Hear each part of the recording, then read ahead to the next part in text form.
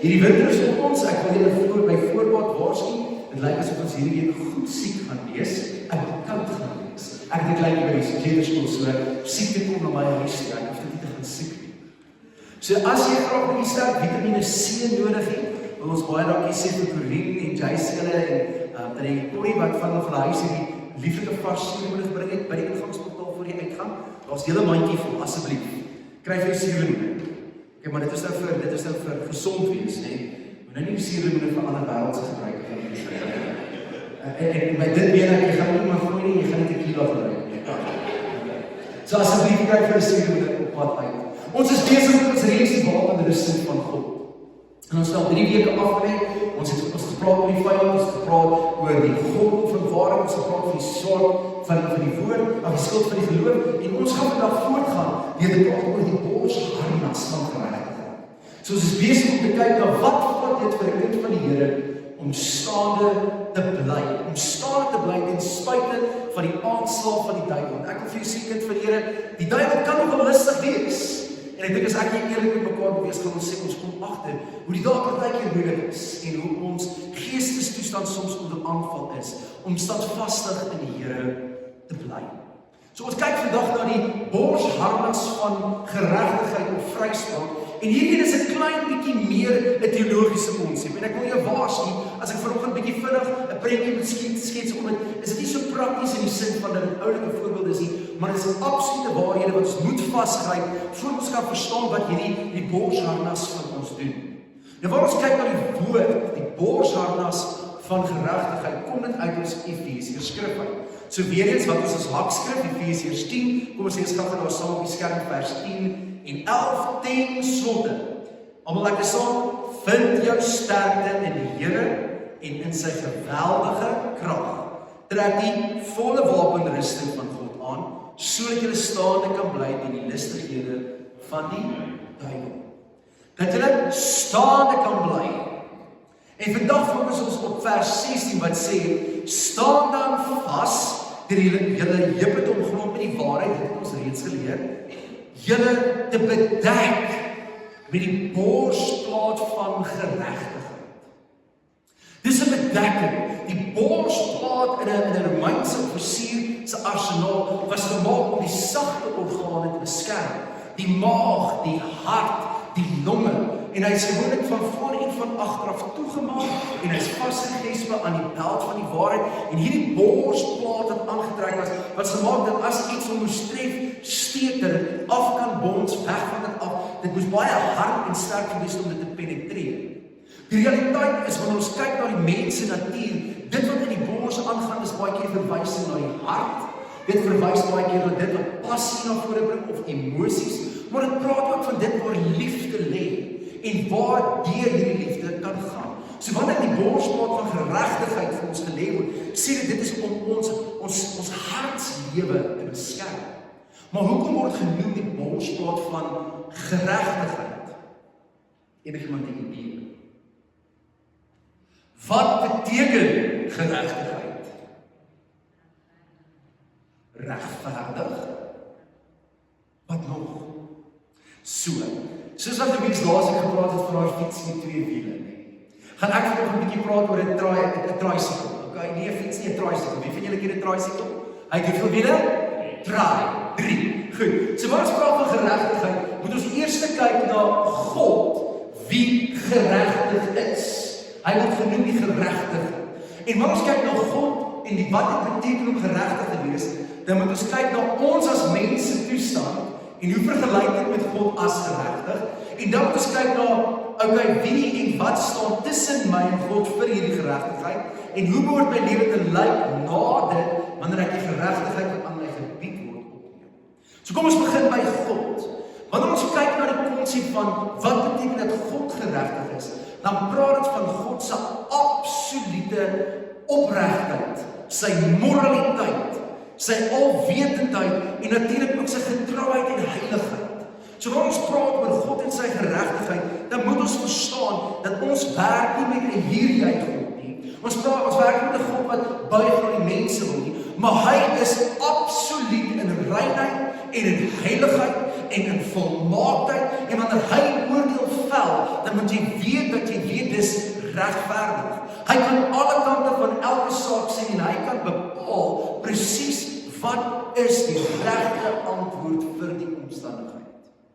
Wanneer God dus met ons praat en vir ons instruksie gee, of ons lei deur sy Gees, kan ons getrou daarin weet dat God in sy alwetendheid, almag, heiligheid, reinheid, geregtigheid en regverdigheid spreek die beste. Dit is op my woord alleen, ek sê daar is net een wat goed is, en dit is God. Die woord sê vir ons in Psalm 145 vers 17, hy sê, regverdig is die Here in al sy weë en trou aan alles wat hy gemaak het. Hy is regverdig in al sy weë, in alles wat hy doen, elke ding wat hy geskep het en waarby hy betrokke is daar regverdigheid en trou gekoppel. Tweedens sê Deuteronomium 32 vers 3 tot 4, erken die grootheid van ons God, die rots. Volmaak is sy werk. Ja, al sy paaie is 'n maatstaf. Met ander woorde, dit waarteen alles anders gemeet kan word. 'n Betroubare God, sonder onreg, regverdig en onkreukbaar is hy. Met ander woorde, wanneer dit kom by sy morele karakter, daar is nie sonde, duister of vuil in hom nie. Hy is 'n perfekte God. En baie keer probeer ons deur sy woord te manipuleer om afbring tot mense standaarde, sodat dit inpas by wat vir ons werk. Maar nou moet jy onthou die probleem is, wanneer ons praat van die borsplaat van geregtigheid, beskerm dit die hart, wat die woord ook sê is die bedrieglikste orgaan van die liggaam. En hierdie hart en ons emosies kom tot ons mond, wat natuurlik ook deur die vuur van die hel aangesteek word. So ons moet verstaan, wanneer ons praat van geregtigheid van God, moet ons die hele tyd kyk na wie die God is wat ons aanbid. En hy keer dat hy hierdie regverdige, reine, heilige, liefdevolle, geregtig in al sy weë God is, het hy die weg vir jou en my gebaan, dat ons met hom kan wees, sê die Nuwe Testament. Want jy sien, ons wat mens is, kan nie deel vorm van God, tensy ek en jy ook geregverdig word deur hom. Die perfekte kan nie te doen hê met 'n onperfektheid nie, want die onperfektheid maak dit dan perfek. Dink gou mooi daaraan. 'n glas skoon water is skoon solank as wat daar niks vuilis in is nie. Maar as jy vuilis in water ingooi, dan besoedel jy die water. En die water moet eers gereinig word, deur sinne beweeg, voordat dit ooit weer bruikbaar word, want daar is dan vuil deel van dit. Daarom God in sy allerheiligheid kan nie die mens net in hom toelaat nie, want die mens is vuil en besoedeld.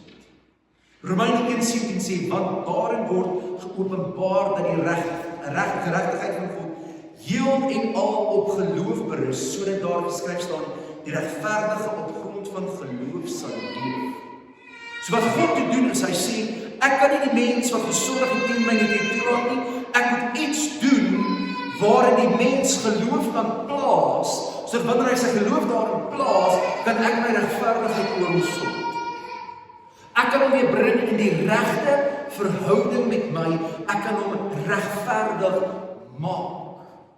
En dit is dus wat gebeur het. Jesus Christus het vir jou en my aan die kruis gesterf, sodat ek en jy geregverdig kan wees. So as God regverdig is, en ons word Jesus om ons te regverdig, beteken dit die probleem lê berus by jou en by my. Sien, want ek en jy is onregverdige mense, het jy agtergekom? Ons gaan dinge mooi doen, ons gaan dinge mooi inpas, ons gaan baie mooi voorgee, maar selfs al het ons alles aan die buitekant by mekaar, dan kan jou hart baie keer aan die binnekant jou bedrieg, het jy agtergekom? Jy kan iemand met die mooiste respek hanteer, terwyl jy die binnekant eintlik teen hom vloek. Het jy dit al reg? Het jy dit al gedoen? Die Here sien jou, suster. Dit sien jou so hard. Baie keer in ons lewens word ons net so blootgestel aan ons menslike natuur, dat ek en jy in die spieël van mekaar moet kyk en lag, dat ons ooit dink dat ons kan vergelyk met die God wat ons dien, en dink dat ons verdien 'n sitplek aan die tafel van hierdie allerheiligste. Die woord sê vir ons, ek en jy kan nie voldoen aan God se morele standaard nie. No ways. In hierdie vleiskas wat ek en jy beleef, is dit 'n selfsugtige menslike natuur. Dit is hoekom selfs klein kindertjies wat nog nie eens eintlik iets weet nie, kan stout wees voordat hulle eers kan praat. Dis in ons vlees in, dit is deel van wie ons is. Romeine 3:10 sê, daar is niemand regverdig nie, selfs nie een nie. En dit natuurlik is die voorspraak hoekom ons nie onsself kan roem wanneer ons met die Here 'n verhouding het, want jy kan nie jouself regverdig nie. Ek en jy op probeer ons plaas. Al is ons die mooiste mense op aarde, gaan ek en jy heel waarskynlik iewers goeders begin doen uit selfsug of eie eer of vir eie tervoordeling ten spyte van iemand anders. Ons doen dit by ons werke, partykeer hou jy nie van iemand in 'n posisie nie en jy hoop jy kan hulle posisie kry. Dan terloops doen jy nie dit wat hulle doen verkeerd by die baas, sodat daar 'n soort van regverdigheid moet wees, dat almal net eintlik moet weet dat dis eintlik die persoon wat nie hulle werk nie, nee. Met die geheime hoop, as jy ooit partykeer kyk na jaloesie, beteken dit jy beny eintlik daai persoon se posisie. Die woord gaan verder in Romeine 3:23, almal het trouens gesondig en die eer aan God ontbreek van hom. Met ander woorde, ons kan nie regverdig wees nie, weens ons sondige natuur. As jy een sonde gedoen het, een keer, my dogtertjie is 2,5, julle ons moet gereeld vir haar sê, Pinocchio. Want sy jok, soms. Moet jy het my geslaan, dan kyk jy vir haar so, terwyl hy moet jy daar sit, soos, nee, hy het my geslaan, nee, hy het. So selfs op daai amper onskuldige ouderdom is ons klaar oorgelewe tot sondige natuur. Daarom kan geen mens sê ek is sonder sonde. Daarom kan ons die mens in 'n vergelyking met God bring, dan skryf sien jy die absolute allerheilige God, wat goed en trou en liefde en regverdigheid is, en ek as mens teenoor hom, sy skepsel, wat amper baie keer die teenbeeld is van wie God is. En dan sê dit ook ons rebel geestelik teen God. Selfs die regverdige en onrustige lewe kan baie keer val. Daar was natuurlik 'n paar mense in die woord wat as regverdig beskou was, en ons sal nou na hulle kyk en vind. Maar ek het seker vir die Here, as ons eerlik moet wees, sal ek en jy nooit aan onsself kan maak nie. Selfs Paulus het gesê, ek het ten volle volhou aan al die geskrifte van wat dit beteken om 'n Fariseer te wees, maar selfs hy het erken ek ontbreek aan die heerlikheid van God. En daarom is daar 'n nood vir verlossing. Kom ons lees gou saam uit Titus, hoofstuk 3, vers 4 en 6. So ons het, 4 en 6, ons het God, allerheiligste, heiligste, die geregverdigde. Dan het ons Christus, en deur wie die mens geregverdig word. En dan is die mens, die teendeel daarvan, ons is ongeregverdig in ons natuur. Titus 3, vers 4 en 7 sê, maar toe die goedheid en menseliefde van God, ons verlosser verskyn, het hy ons verlos. Nie op grond van werke wat ons uit geregtigheid gedoen het nie, maar op grond van sy ontferming, by wyse van die afwassing deur die wedergeboorte en vernuwing deur die Heilige Gees, wat hy ryklik oor ons uitgegiet het deur Jesus Christus, ons verlosser. So het ons geregverdig deur sy genade erfgenaam geword van die ewige lewe waar ons woon. Met ander woorde, God het ons toestand so aanskou. En vir die grondlegging van die aarde, met die wete van die sondeval wat kom, het God besluit, ek gaan 'n weg baan, dat ek hierdie mens weer by my kan kry om regverdig te maak. En die enigste manier ek dit gaan doen, is wanneer ek die offer bring wat heilig en rein soos ek is, wat sy posisie neem en vir ewig om afwas van sy sondige natuur. En ek gaan my gees op hom plaas en hom lei in geregtigheid, met ander woorde, heilig maak. Ek en jy gaan leef om soos Jesus. So kan 'n mens regverdigheid probeer beoefen? Kan ons dit volgens God se skrif en wet verdien? Nee. Hoekom? Want ons is nie perfek nie. Prediker 27 sê, daar is geen mens op aarde wat regverdig is nie. En daarom kan die persoon met die mooiste lewe, wat die mooiste dinge vir ander doen, nie die hemel beerwe as hy nie Jesus Christus as sy verlosser en saligmaker aangeneem het nie. En ons moet pas op vir 'n evangelie wat mense die valse hoop gee dat jy kan die hemel toe gaan gebaseer op goeie dade en mooi maniere. As jy nie 'n lewende verhouding met Jesus Christus jou verlosser het nie, ontbreek jy steeds van die geregtigheid wat God mee jou gewas het. En as jy steeds verlore. Daar gaan baie mense vandag in die hemel kom, voor die hek staan en dink hulle gaan toegang kry tot die Vader en tot die wonderlike heerlikheid van die gelowiges. Maar die Here gaan sê, ek ken jou nie. Hoekom? Want hulle het nie met hulle mond bely dat Jesus Christus is Heer en dat God hom in die dood het opgewek het nie. Dan moet ons besef, omdat ons nie perfek is nie en ons kan nie dit verdien deur ons dienste nie, kan ons net een ding doen en dit is om Jesus te volg nadat ons regverdiging van God af ontvang het.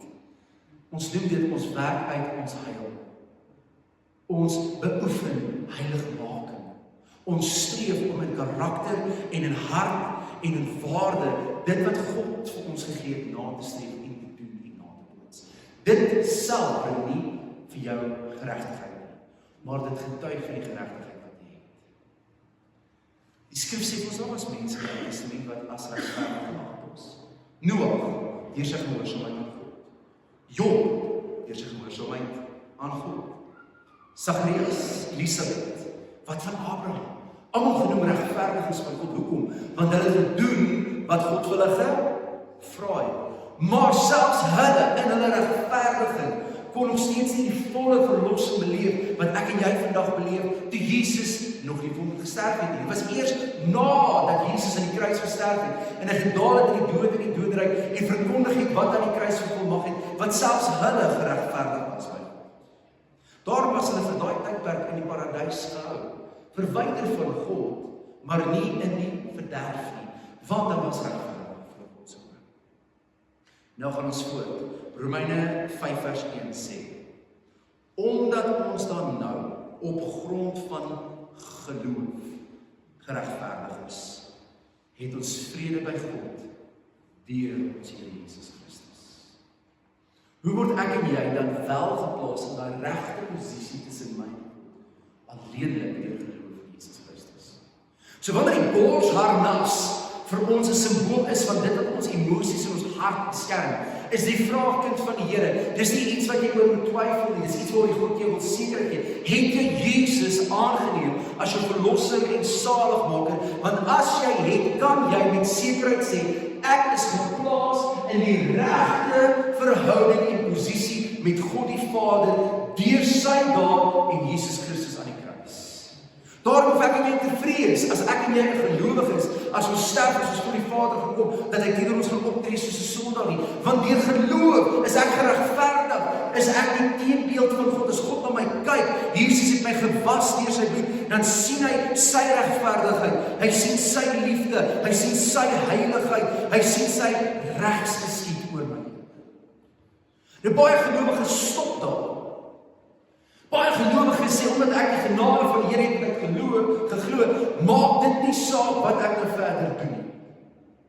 En ek wil vir jou sê, kind van die Here, dit is 'n baie groot waarheid. Ja, jou geregtigheid is verseker by God, maar die getuienis van jou lewe moet spreek van hierdie nuwe posisie in God. Andersins is jou dade besig om die verlossing wat jy getuig te weerspreek, en dan wil ek vir jou sê, 'n hart wat deur die Heilige Gees aangeraak word en daagliks deur die woord gelei word, kan nie dieselfde bly nie. Die kind van die Here wat Jesus aanneem, gaan eers terug toe na, jy kan nie help nie, jy verorber jou Bybel, jy probeer by die kerk kom, jy wil nie 'n diens mis nie, jy sit altyd 'n predikers op die radio, jy luister nie Christelike musiek, jy is so on fire vir die Here, want jy wil so graag jou hele lewe aan hom wy. Maar wat gebeur? Met tyd, dan begin ons lou raak. Ons begin die woord eenkant verstoot, ons begin alweer van ons ou gewoontes opbring en dan bly ons osself sis en sê, ja, maar ek is die geregtigheid van God deur Jesus Christus, ek is in die regte posisie met die plaas, is okay. Maar Jesus het die wet vervul. Hy het vir ons dit gedoen sodat ons almal weer met God kan wees, die Vader, en toe stuur hy sy Heilige Gees om in ons te kom woon. Hoor wat sê die woord? Wat sê die woord in Romeine 8 vers 3 tot 4? Dit sê dit, waartoe die wet verswak deur ons sondige hart nie in staat was nie, het God gedoen. deur sy eie seun van wie die sonde in die gestalte van 'n sondige mens te stuur, het hy die sonde van die mens veroordeel, sodat die vereiste van die wet in ons vervul kon word. Ons wat nie volgens ons sondige aard leef nie, maar volgens die Gees. Ons wat nie volgens ons sondige aard leef nie, maar volgens die Gees. Jesus het gekom en gedoen. Hy het ons in 'n nuwe posisie geplaas en sy Gees oor ons laat neerdal, in ons laat woon, sodat ons nie meer volgens ons sondige aard leef nie, maar volgens die Gees. Wat beteken dit om deur die Gees te leef? Dit beteken nie om elke dag te dink aan hierdie denkbeeldige persoon wat jou lei nie. Dit beteken om die volheid van God elke dag uit te leef, deurdat hy aan jou openbaar deur sy woord. Die woord van God word ook genoem die swaard van die Gees. En die inwoning van die Gees en sy influistering in jou en my lewe word ook God se stem wat ons herinner. Jesus sê, die Heilige Gees se werk gaan wees om die hele wet tot jou herroep te bring, dat jy kan leef volgens wat God van ons gevra het. Nou is ons nie gehoorsaam aan God se woord sodat ons regverdig kan word nie. Nee, ons is gehoorsaam aan God en sy woord as 'n bewys ons in die regte verhouding met God staan. En daar's die verskil. Want baie ouens as 'n pastoor, maar nou gaan jy mos weer terug na religie. Kind van die Here, jy kan nie 'n peer op 'n appelboom kry nie.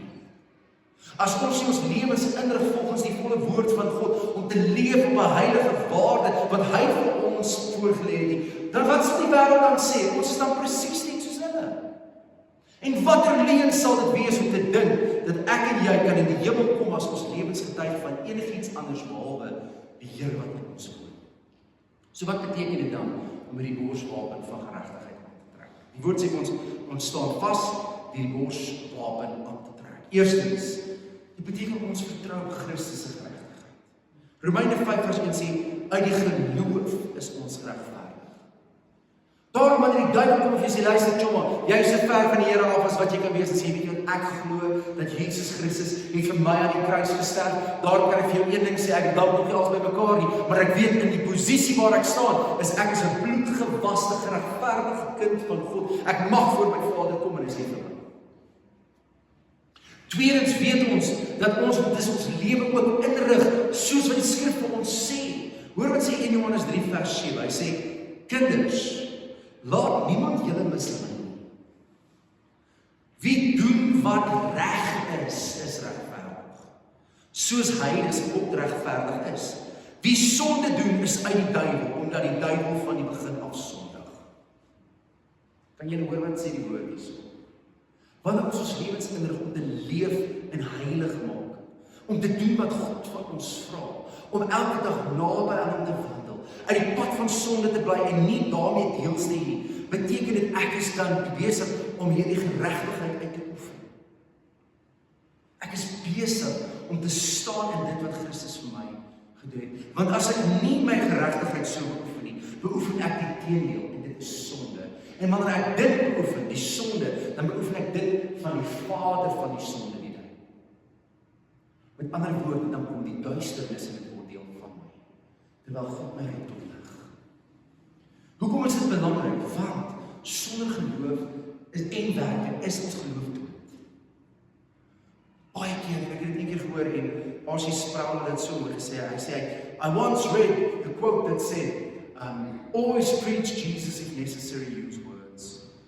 Ek sê, wat 'n valsheid. Jou woorde en jou lewe moet getuig van Jesus.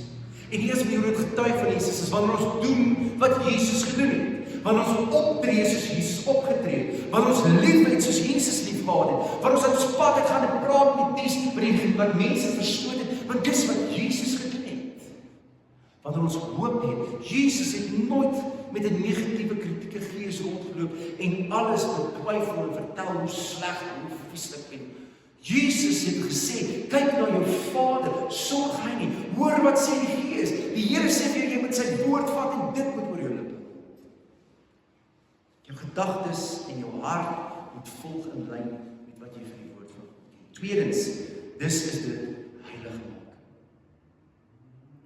Kind van die Here, If it walks like a toad, if it hops like a toad, if it croaks like a toad, if it screams like a toad, it's an ostrich. Baie kinders van die Here leef hulle lewe asof hulle nog 100% in die wêreld is. En dan wil hulle vir ander vertel hulle het 'n wedergebore verhouding met die lewende God. En dan sien mense verbaas, maar hoe kan dit wees? En dan getuig ek aan ander om te sê, weet jy wat? Jy kan die Here dien deur te doen net wat jy wil. Is dit nie 'n valse getuienis nie? Gee ons dan nie die mense om ons valse hoop om te sê, weet wat gaan aan, doen wat jy wil doen. It's all good. Doesn't matter. Solank jy nie die magic words gesê het, ek neem Jesus Christus alles my verlosser en sal maak, then all things are fine. Ons moet heilig maak in ons. Hebreërs 12:4 streef na vrede met almal en na die heiligmaking waar sonder niemand die Here sal sien. Hy streef met die kerk. Dis wanneer die Heilige Gees in ons harte kom en hy begin vir jou vra, waarna kyk jy, waarna luister jy, wat se gedagtes kweek en koester jy, wat se begeertes gaan aan in jou hart, want die woord sê ons sonde begin in die hart. Dit begin hier diep binne, by begeertes, wat begin omskakel na gedagtes, en gedagtes na planne tot aksie, en van planne tot aksie, en as die aksie uitgevoer is, dan vreet ek baie vreeslike sonde vrug. En wat beskerm die hart? Die borsplaat van geregtigheid. Wat sê die borsplaat van geregtigheid? Kyk hoe heilig en wonderlik is jou God. Hy het vir jou die prys betaal dat jy soos hy kan wees. Probeer dit nastreef, leef heilig. En dan sê die woord natuurlik vir ons in Efesiërs, weerstaan die duiwel. Luister kind van die Here, jy moet daai gedagtes gevangene neem sodra jy opkom. Partykeer moet jy vir ander sê, luister toe, maar ek het op die stadium die begeerte. Kom ek gee vir julle 'n voorbeeld. Ek en my vrou ons probeer ons begroting en baie mooi bestuur, ons 'n bietjie met verlof gaan in Julie. Gisterand klim sy in die kar en sy sê, vanaand ek sê dis vir 'n lekker hamburger. Lekker. En ek is ons man van die huis. Ek sê vir haar, my liefie, waar stop ek? En sy sê vir my, nee, ons moet ons spaar vir vakansie. Ek sê, man, jy verdien dit. Jy is so soet in hierdie. Jy verdien dit 'n bietjie, dis okay. Sy sê nee. En ons stop toe gou by mense, ons sit daar vir 'n uur vir 'n vinnige koffie. En ons klim in die kar, ek sê, waar stop ek? Sy sê jy. En sy sê vir my, jy gaan huis toe. En net daar praat die Here met my en hy sê vir my, is dit nie maar baie keer hoe dit met ons werk nie. Ons kom met hierdie perfekte idee en dan kom hierdie gedagte van die kant af en dan koester en speel ons bietjie met dit en die idee bly die hele tyd sê, doen dit. En iewers begin 'n ander stem in jou hart, miskien is dit die Gees, miskien is dit self eers gesê, nee man, ons doen dit nie, dis nie reg nie, nee nie nou nie. En dan bly die stem druk totdat jy uiteindelik 'n voet neersit en sê nee. Loop die ander pad. So ongelukkig het ek gestaan sonder daai lekker burger huis te gaan. Hier staan die duiwel en hy sal van jou vlug, my vrou het my weerstaan gestaan. Die woord sê vir ons moet die vleis weerstaan met die borsplaat. Wanneer iets aan jou kant toe kom wat nie in die karakter en die aard en die natuur en die heiligheid van God is nie, en dit wil jou lewe indring, moet jy vir jouself kan sê, maar dit pas nie by die beeld van die Here wat ek aanbid nie. Dit pas nie by sy hart, sy karakter, sy morele kompas nie. So nee, ek kan nie dit doen nie, want ek streef om soos hy te wees. Kan jy sien hoe dit jou help om te verdedig? En dan sê die woord vir ons moet 'n lig wees, ons moet 'n getuie wees. Matteus 5:16. Laat julle lig so voor die mense skyn, sodat hulle julle goeie werke kan sien en wie? En julle Vader wat in die hemel is kan verheerlik.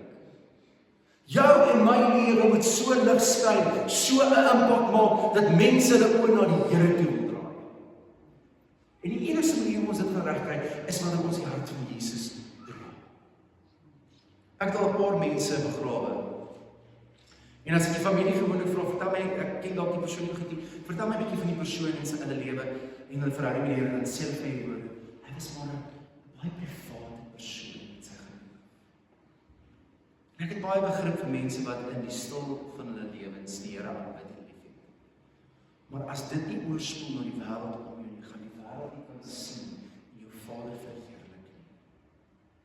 Kom ons leef dit uit. Kom ons trek aan die borshardings van geregtigheid. En ons aanskou ons wonderlike Vader, en ons is lief vir ons Here Jesus, wat vir ons geregtig gemaak het. Hy het ons geplaas in die regte posisie, waar sonde skeiding gebring het Jesus gekom, en hy tel ons in ons menslikheid op, en hy plaas ons weer op gelyke voet met God. Nie om te sê, ek is soos God nie, maar sodat ek in God se teenwoordigheid ook kan aanbid, in gees en in waarheid. En dan vat ek hierdie voorreg wat ek op aarde het, om in hierdie posisie te wees, en ek leef my lewe uit, en ek weerspieël sy geregtigheid aan ander, sy liefde, sy genade, sy morele kompas, wat is reg en wat is verkeerd. Ek vat sy woord, waar hy reeds my geleer het, wat is reg en verkeerd. En ek sê, as dit is wat God sê is reg en verkeerd, dan is dit reg en verkeerd vir my. As God sê, dit is hoe ek moet lief hê, dit is hoe ek gaan lief hê. As God sê, dit is hoe ek moet wandel met ander mense, dan gaan ek so wandel met dit. En as enigiets anders indruk op dit, dan trek my bors praat so reg en sê, pas op. Jy kan nie by my hart uitkom nie, jy kan nie by my passie uitkom nie, jy kan nie by die liefde van my siel uitkom nie, want ek staan in die regte posisie met God. Ek is geregtig. Ek dra die borsharnas van geregtigheid. Ek is vrygespreek van my sondige aard en natuur. Daarom kan Paulus mense aanmoedig en sê, moenie verder sondig nie. Hoekom? Want die gees van God is in jou. Sy siel is op jou geplaas. En haal ek die laaste vers aan, waarmee ek wil afsluit, 1 Petrus 2 vers 12, om te praat aangaande hierdie weeslig. En dan sê Petrus aan die gemeente, gedra julle goed onder die heidene, sodat hulle, wanneer hulle julle beswadder, asof julle misdadigers is, God op die dag van besoeking kan verheerlik, omdat hulle julle goeie dade gesien het. Halleluja. Kom ons gaan en ons leef wat reg en regverdig is. Kom ons gaan leef in 'n wyse wat God behaag. Kom ons weerspieël ons heilige Here. En ek wil dit weer eens regtig vir jou sê. God is 'n heilige God. Daar kan nie vyand aan nie. Niks wat die wêreld wil bied is vir hom lieflik, aanneemlik of lekker nie. En jy kan die wêreld soek so ver as wat jy wil. Jy kan met elke filosofie kom om te sê dit is oukei. As God sê dit is nie oukei nie, is dit nie oukei nie. Ek weet nie hoekom ek dit vanoggend so moet besef wil nie. Ek weet nie hoekom die heiligmaking ding so swaar op my hart lê. Maar kind van die Here, hoor my mooi. As jy wil groei in jou verhouding met die Here, leef heiligmaking. Dit is net soveel makliker. Want dan ek die Here se teenwoordigheid binne gaan en ek ervaar sy gees wat my vrede gee, omdat ek my lewe inrig volgens wat volgens reg is. Amen. Kom ons gaan draai in die borsplaat. Kom ons soek waarheid en ons streef daarna en ons leef dit uit. Kom ons vat geloof met die wete dat God vir my is en ons weer die vurige pyle af en weet dat jou bors is beskerm voor en veragter omdat ek en jy nou in die regte posisie van God is. Kan jy dit sien hoekom die wapenrusting is nie iets wat jy oor jou lewe bid en sê ek trek vir 'n wapenrusting van God aan en daar gaan ek nie. Dit is 'n instelling wat ek en jy elke dag mee moet leef. Ja? En die woord sê hierdie wapenrusting is kragtig om die duiwel teen te staan. So kom ons staan sterk. Sy asseblief julle oë saam met my en bid ons saam. Hemelvader, U wat vir ons hierdie kragtige wapens gee om sterk te staan teen die lustighede van die duiwel. Teen hierdie vyand wat in die hemelruim deur sy verskillende invloede ons probeer wegraak van U af en verwyder van U of sy wil ons hê ons plaas. Here, dankie dat U ons nie wees gelaat het en weerloos gelaat het nie, maar dat U ons hierdie kragtige wapens gee. Here, U woord sê ons moet vas staan in hierdie geregtigheid, in hierdie regverdiging wat plaasgevind het, toe ons Jesus deur geloof aangeneem het. Deurdat ons deur U bloed, Here Jesus, weer geregverdig is by die Vader en dat ons by hom mag intree in sy heiligdom en dat hy sy arms om ons kan vou, want ons is bedek deur die bloed. Here, dankie dat ons dis dan ook, soos ons in die woord leer, 'n lewe van regverdigheid kan gaan uitleef, deur heilig maak na te streef, te leef op 'n wyse wat U behaag, U hart gelukkig maak, ons hart en ons liggame rein. Ja, Here Jesus, verklaar self. Dit is nie wat ons by ons mond in laat gaan ons rein maak nie, wat by ons moet uitkom en dit kom uit ons harte uit. En Here, baie keer die oorsprong van soveel van ons sondes is diep binne in ons harte by ons begeertes. Here, beskerm ons. Beskerm ons harte en ons gedagtes teen die aanvalle van die duiwel. Wanneer gedagtes wat plaas wat nie van U af is, mag ons U woord so ons lewens hê, dat dit die filtreringssysteem word, dat as jy saam met die gedagte plant, dat ons kan bepaal, is dit goed en mooi en lieflik en loflik en van bo af, of is dit vanuit die mond van die duiwel en sy gesande? En laastens, Here, vra ons, Here, dat ons sal streef in die Gees wat in ons geplaas is en deur ons beweeg. Here, dat ons die karakter van God sal aanneem en uitleef, dat die wêreld om ons sal weet, dat hulle weet dat U is 'n lewende God. Here, ek kom bely vanmôre. Here, dat baie keer vergeet ons dat ons dit doen het. Met 'n heilige God. 'n God wie sy teenwoordigheid so heilig was, dat so 'n priester in die teenwoordigheid ingekom het en nie die noodgedwonge homself gereinig het en dat hy sy dood neerval. Want ons met ons sondige aardheid kon nie die teenwoordigheid uitgaan. Maar nou, Here, nou dat ons genade op genade op genade ontvang het, nou dat ons gewas is deur die bloed van Jesus, gestempel is die Heilige Gees in woning. Here, bid ek, Here, dat ons in die teenwoordigheid binnentree, dat ons lewe sal getuig van hierdie lewe, van hierdie verandering, hierdie vernuwing in die naam van Jesus. Here, mag ons soos die profeet vandag na ons lewe kyk en bereid wees in U teenwoordigheid en in die skyn van U lig om te bely die sonde wat ons dalk ons lewens het, sodat ons in 'n verhouding met U kan staan wat heilig en rein is. Nie uit verpligting, Here, maar gedrewe deur liefde vanaf U en vir U. Ek bid in die naam van Jesus, ons verlosser is gemaak. Here, dat in hierdie atmosfeer is daar 'n paar name wat ons vanoggend voor U voete wil kom neerlê. Here, ons kom bid vir daai vanoggend, Here. Daai klein dogtertjie was toe by ons 2 maande hier in die gemeente gesien hierdie. U wat U hand laag gehou het toe sy gebore was, met soveel uitdagings, Here, wat sy nou in ons hospitaal is. En die arms van haar ma en pa, Here, bid ek, raak daai liggaam nie aan, Here, genees haar.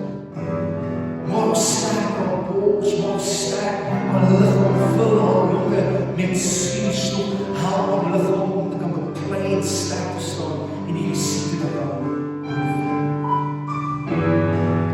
Here, ons weet dat U is ons groot geneesheer. Daarom, Abba Vader, dank ons U dat U geneesing moet deel voltrek het en dat U geneesing deurtrek het in die mooiste lewe van ons. Here, ons weet dat U